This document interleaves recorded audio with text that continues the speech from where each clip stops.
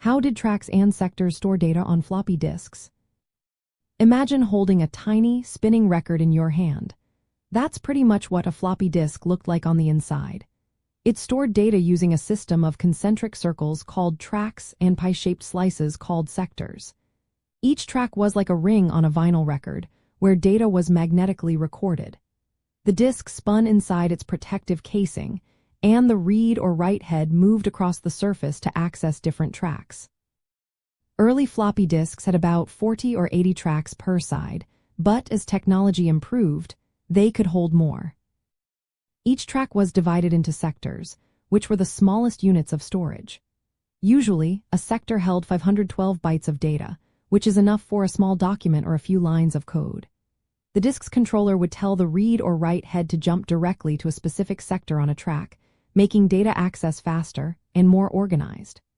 This division meant that instead of scanning the whole disk, the computer could go straight to the exact spot where the data was stored.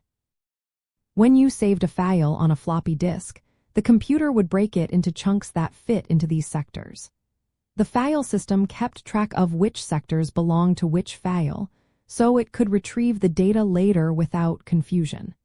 The magnetic particles on the disk surface would change their orientation to representing ones and zeros, the digital language of computers. The read-write head detected these magnetic changes as the disk spun, converting them back into digital data for the computer to understand. A typical 3.5-inch floppy disk from the 1980s had 80 tracks per side and 18 sectors per track. Each sector stored 512 bytes, giving a total capacity of 1.44 megabytes. That might not sound like much today, but back then, it was enough to hold several documents or a small program. These disks were the main way to transfer files, install software, and backup data. You'd carry a handful of them, carefully labeled, because if one sector got damaged, the data could be lost or corrupted.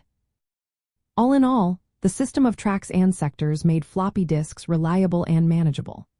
It divided the magnetic surface into small, organized pieces, so computers of the 1980s could store and access data efficiently. This method was part of what made floppy disks such an iconic piece of 80s technology, helping people share and save their digital world in a time when storage options were limited.